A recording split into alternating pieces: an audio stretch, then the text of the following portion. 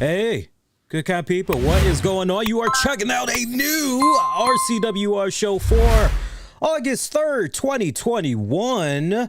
How y'all been? Hey, I gotta definitely send a heartfelt apologies to you guys. I know I told you guys we were definitely going to get you guys your NWA Powerrr Reaction Edition by 10 p.m. And at the time we're coming on right now, it's pretty late. It's pretty late. Learning curve, man. If you joined me for the Monday show, I was telling you guys how from a technical standpoint, I'm still trying to break in some of what I've done, picking up a new webcam, also learning the new recording software I'm using, especially for when I'm streaming. And I've been home a couple of hours now. I literally came in from work. My dinner was a bowl of Cheerios. My choice. It was a little too late to be making a full course meal, but I've been in front of the computer ever since for a handful of hours now. And I have been just messing around trying to make sure the audio syncs up perfectly with the video. So I've had to, again, relearn a whole new process because of the software that I'm using, as I'm not accustomed to the software that I'm using. But we're here now for you guys. So those of you that's tuning in live for the next little bit, appreciate that. And of course, those of you that always make it be your business to check this out on demand and on the downloads, appreciate the love and support as always. So NWA Powerrr! Episode 37. This was the continuation of our round one Champions series, and pretty overall I actually had enjoyed this card overall, especially for the women's action. The women's action I really was a big fan of the most. Definitely got to give a lot of props. Billy Corgan had even made an appearance on this week's episode. So pretty solid. I gotta say, pretty damn solid. So here's some of the results, and I'll definitely give you guys my thoughts, you know, where needed and everything. But representing Crimson, or Team Aldis, I should say, representing Team Aldis, Nick Aldis and Melina, was Crimson as he took on the Masked Man, representing Team Pulp. That match, as good as it was too, it actually was pretty damn good. I'm becoming a really big fan of the Masked Man. I am. He is winning me over every time I see this guy. I need more. I need more Masked Man. I need more of that mystery man, yo.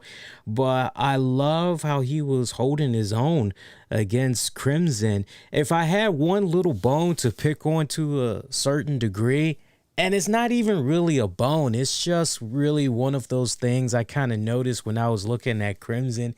It kind of seems to me that at times when I was watching Crimson on the defense, it seemed as though he was smiling a bit. I don't know if somebody, because you know they got the guys at ringside rooting him on and everything, so I don't know if maybe somebody was making funny faces at him and his concentration was being broken a little bit, because there was a couple of times there where it looked as though he just literally wanted to bust out laughing.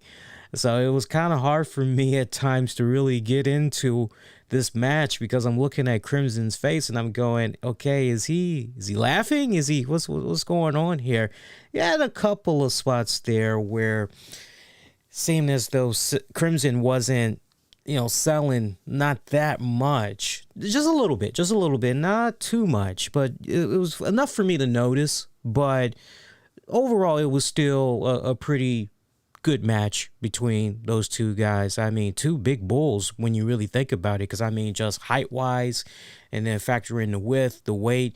You know, I gotta say, of all the matches that we got for this week's NWA Powerrr, this match definitely surprised me the most, because I went into it just going, this should be a so-so matchup, but it exceeded my expectations, I gotta say. So definitely pretty solid. Again, that one went to a draw, and you know how they do it with the whole point system breakdown. So in the event that there is a draw, then basically both respective teams get 2 points, and that's essentially what had went down here in this matchup. From there, Our champion series continued as representing Team Aldis, Jeremiah Plunkett took on Saul Ronaldo. Saul Ronaldo representing Team Camille, Austin Idol, Jordan Clearwater, because this was a fatal four-way. So Jordan Clearwater was in there as well. Jordan Clearwater representing Team Aaron and Taryn. Colby Carino, who is representing Team Pulp and Velvet Sky. This was your alternate fatal four-way, right? So points up for grabs in this one here. We actually saw Jeremiah Plunkett win by defeating Saul Ronaldo to pick up some points for his team. Okay, and Billy Corgan was actually right here in this one as special guest commentating. Nothing really too much you could take away from what Billy Corgan was saying. There wasn't anything, as far as from what I remember, there wasn't anything that was kind of juicy from a standpoint of, next week's Power, or as we got closer, or as we're getting closer and closer to Empower and NWA 73. There was nothing really. His whole focus was just really talking about this champion series and talking about this match, and that really was it. For the most part, he really was just kicking back, letting Joe Galley and Tim Storm do their thing on commentating. So, but fatal four-way between these alternates. And, look, not for nothing, I got to give NWA props here. I love the fact that Colby Carino still has that hard-on for Saul Ronaldo. So, as we've seen these past couple of weeks, Colby has just been tearing it into Saul Ronaldo big time. So it was nice seeing, even during this champion series, that continued on. And I think that's pretty important, because even though we're doing this nice little detour right now with the champion series, eventually this champion series is going to be over, and we got to go right back to, Power, just regular Power, especially now that we're setting up the pieces and everything going into the 73rd pay-per-view and all that. So, pretty good that they kept that consistency going right there.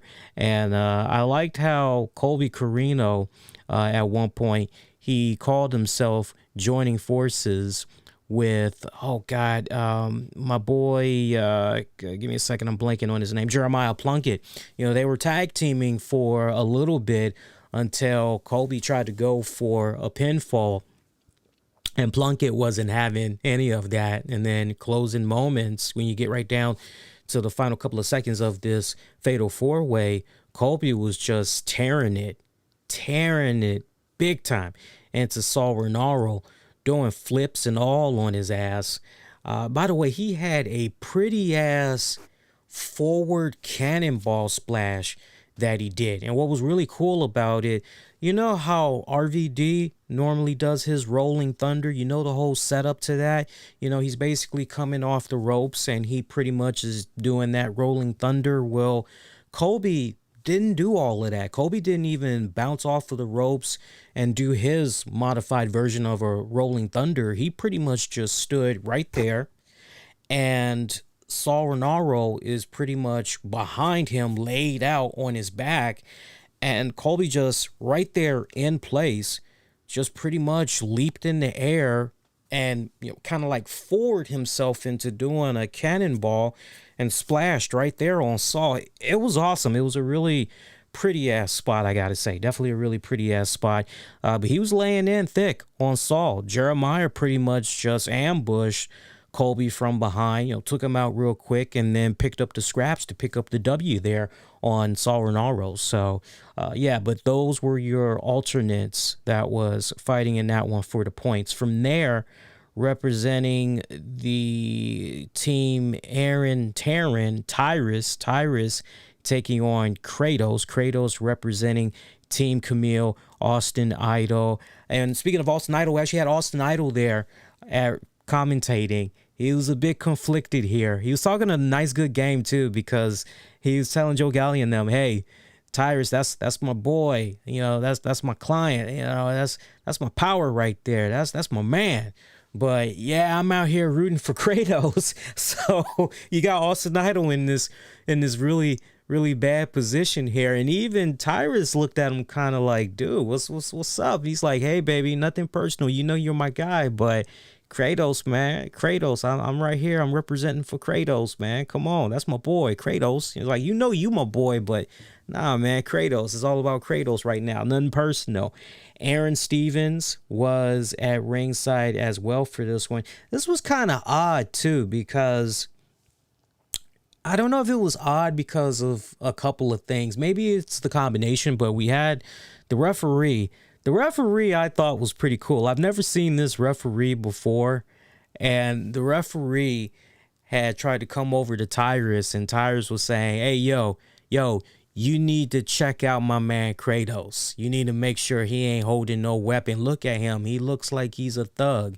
He look like he packing some heat. You better check him. Seriously, check him. So he goes over to Kratos. He's checking him out, checking the boots and everything, making sure there's no illegal foreign objects. And Kratos says to the ref, hey, now you need to go check him out. I want you to go check him.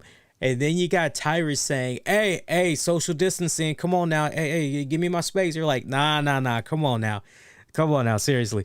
So I like how Tyrus was playing with the referee there and taking little verbal jabs. And matter of fact, I remember early on there, right before he came to try to check up on Tyrus even said to the ref, what, you never done this before, homie? What's your problem? So, and they got all the guys around the ring laughing and all that.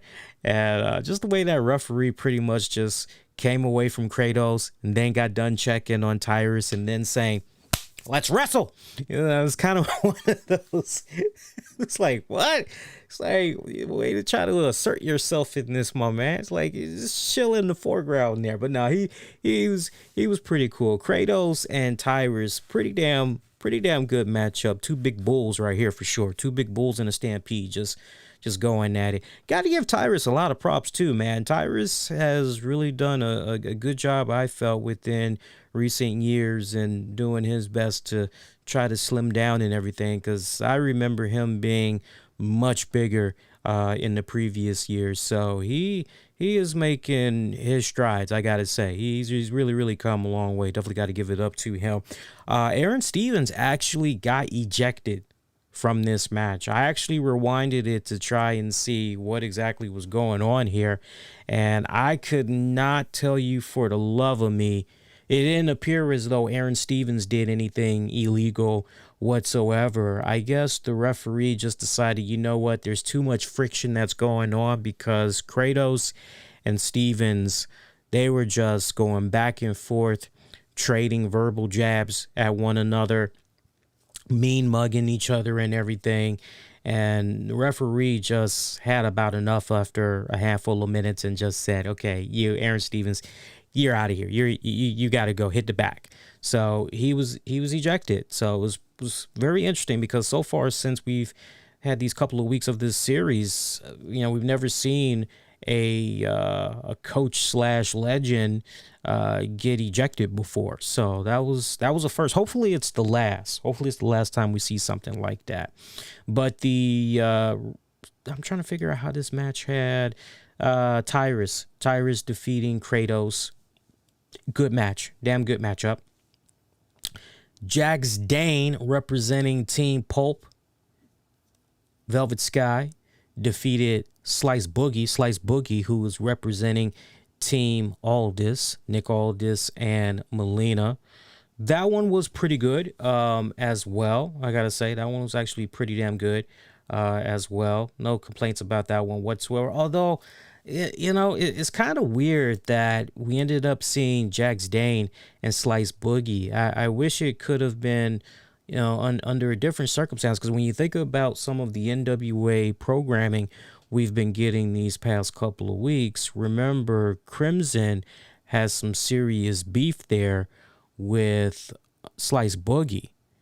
And Jax Dane essentially, remember that? Like, as we were getting ready to go into this Champions series, we were kind of under the impression that Jax Dane had some type of bad, dark secret that he really didn't want to tell Crimson. You remember that? I was on here a couple of weeks ago and I was saying, damn, is he Is he sleeping with Crimson's woman? Well, what the hell's going on here?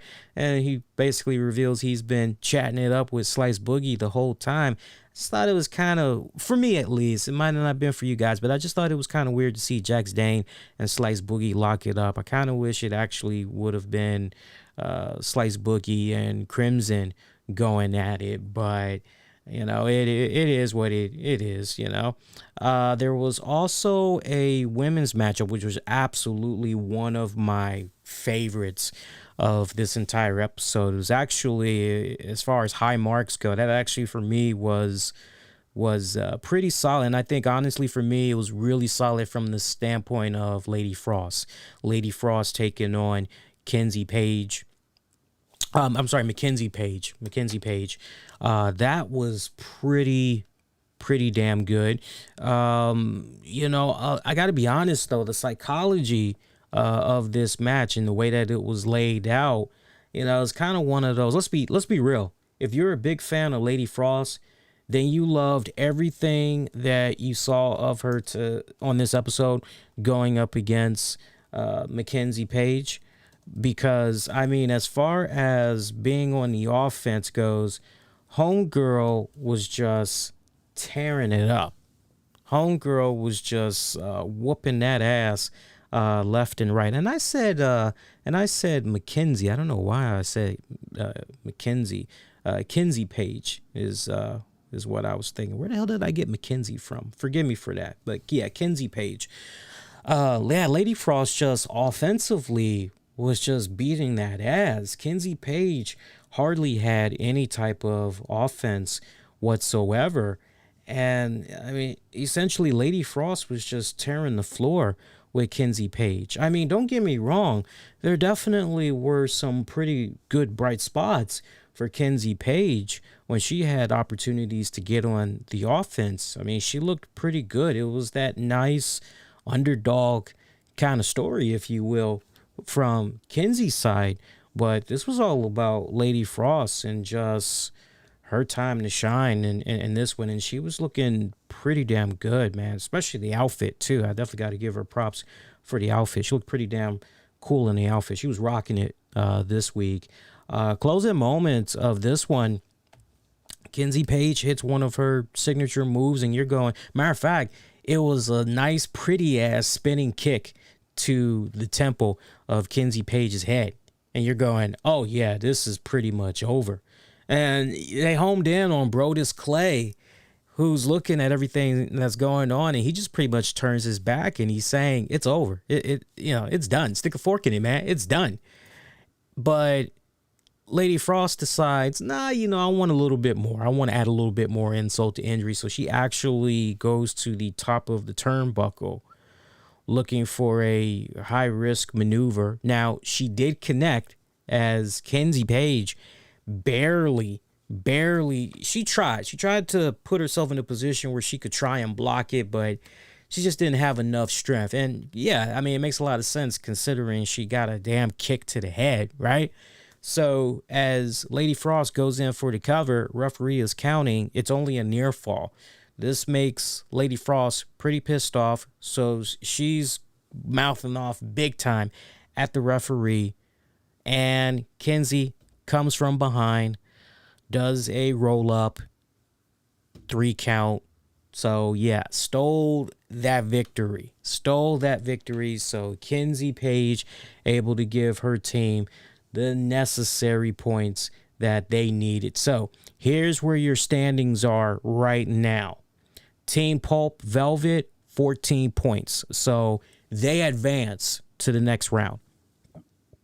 Team Camille, Idol, 10 points. Team Aldous Melina, 9 points.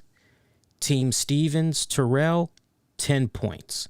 Now, Team Camille and Idol pretty much defeated Team Stevens and Terrell based on time.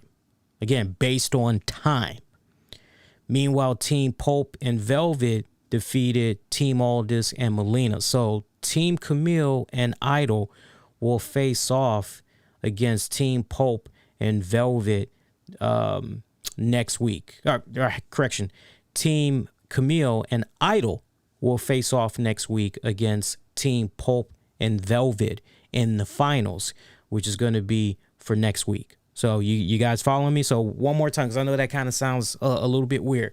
So Team Camille and Idol, they defeated Team Stevens and Terrell based on time. Okay? Meanwhile, Team Pulp and Velvet defeated Team Aldis and Melina. Because when you just honestly look at, okay, who's got the lowest points as far as trying to advance to the next round, no matter how you cut it, Team Aldis, Melina, they are definitely, that's it. They're eliminated. But look at what I just said a few seconds ago. Now, go to Team Idol and Camille. They will face Team Pulp and Velvet in the finals next week. I told you guys, for me, I kind of felt as though maybe, and hopefully this is matching up. I got to go back and check out the previous episode, but I had said to you guys, if there was a dark horse, I told you guys, I kind of felt as though maybe Taryn and Aaron, maybe that was the dark team. But I also said to you guys, Team Pulp Velvet, they've got the most chemistry. They've got the best symmetry, and they've got a pretty good team. But I also said, hey, look at Team Camille and Idol. That's a team that could possibly go all the way as well. So the fact that it's going to be down to Team Pulp Velvet, Team Camille, Idol for, pretty much the whole shebang, pretty good. As far as who I'm going to go with, tough call. I'm going to say probably the team of Team Team Camille Idol. I'm going to say Team Camille Idol is probably going to win it all. We'll see. We'll see how it pans out. Now, as far as some NWA news, not really that much has gone on since last we were on the air with you guys. Kind of relatively quiet. I mean, at this point, it's just all about NWA 73. It's also all about NWA Powerrr. And friendly reminder for you guys, once again, you haven't done so already, make sure you represent and check out Fight TV and grab yourself that $40 weekend combo. You can get yourself both of those respective pay-per-views for just $40. So that's a pretty damn good deal. But you guys know that Impact Wrestling, they did their homecoming, their Impact homecoming, what was it, this past weekend and everything. And pretty much stemming from that and then going into Impact, basically, apparently it's getting interesting, because as Impact Wrestling pretty much did their own little homecoming edition, now we find out that in regards to this week's AEW Dynamite, which is doing their own little special homecoming edition, we're going to be seeing a number one contender determined for the NWA Women's Championship. Mickie James had announced it on social media on Sunday that the winner of the upcoming match between the Bunny and Layla Hirsch on this week's AEW Dynamite, they are going to earn a shot against the NWA Women's World Champion Camille at NWA's Powerrr on August 28th.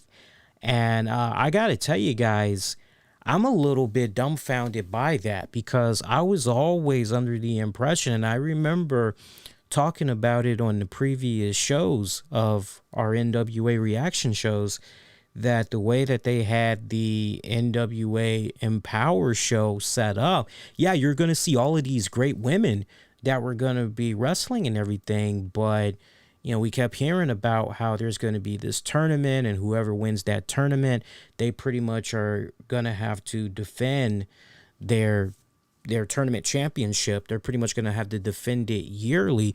But you also had heard that, whoever wins is also going to go into the NWA 73rd pay-per-view the very next night, and they're going to be challenging for the NWA Women's Championship.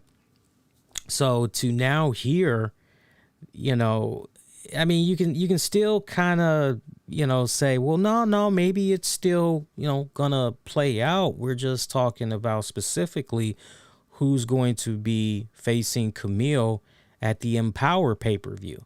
But, you know, it's kind of interesting the way that they got this set up, I got to say. But, I mean, think about that for a second. The Bunny taking on Layla Hirsch to figure out who's going to be the NWA Women's #1 contender. Look, if you're asking me straight up as far as matchups go and everything, I personally don't care for either matchup.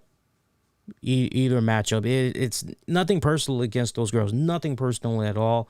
There's just nothing that is, even from like a storyline standpoint, just following everything I just laid out for you guys, even if we were to just go in and be like, okay, so just awesome matchup wise, you know, I'm not there. It just feels like it's going to be a easy freaking squash when it's all said and done. It just does not feel competitive by any means. So, you know, it kind of sucks. But no, the way things are looking right now in regards to NWA 73rd, Camille is still going to be defending the NWA Women's Championship.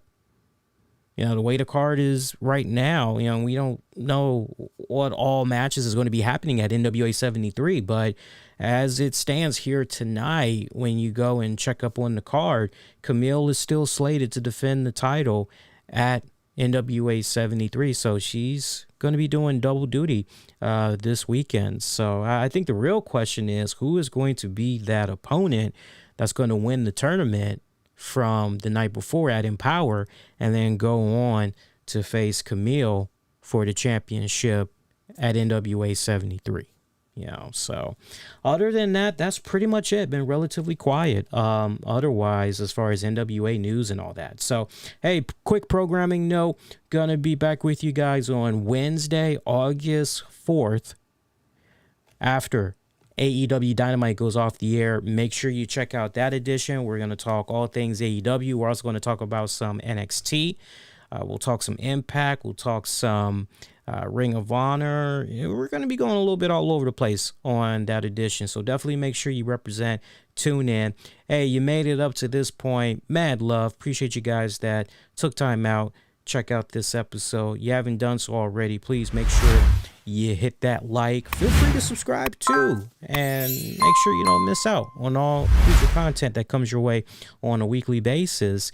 But definitely hit that like. You do that, it helps out a ton, helps put more eyeballs on the product. Get at me on Twitter, Facebook, Instagram. Use the keywords, the RCWR Show. Don't forget, I will be returning to the nation's capital in Washington, D.C. on Friday, August 20th. I will be there that weekend covering the AWESOMECON event. I'm also going to be hosting a special panel as well. I will be co-hosting a special panel. I'll also be moderating that panel as well. So looking forward to that. Should be loads fun. Get all the info at the AWESOMECON website. And that is going to do it, good kind people. Until next go round, I'm wishing all of y'all to be safe and most importantly, be kind to one another. I will see you guys next go round. Please, those of you that's going to end up watching this on demand or listening to this on the downloads, let me know your thoughts about this week's NWA Powerrr. Also, special shout out to those of you that's going to be checking out the webcast version of this and you got up to this point. Let me know overall how you had enjoyed the stream presentation, any tweaks you'd like for me to work on, work in progress. We're just constantly at it. Maybe there's something that I might not notice that you guys might be able to pick up that we can kind of improve on future shows. Sound off. I check out any and all comments that come my way, even the spam joints. But that is going to do it. Wishing all y'all to be safe. Most importantly, be kind to one another. I will see you guys next go around. Adios.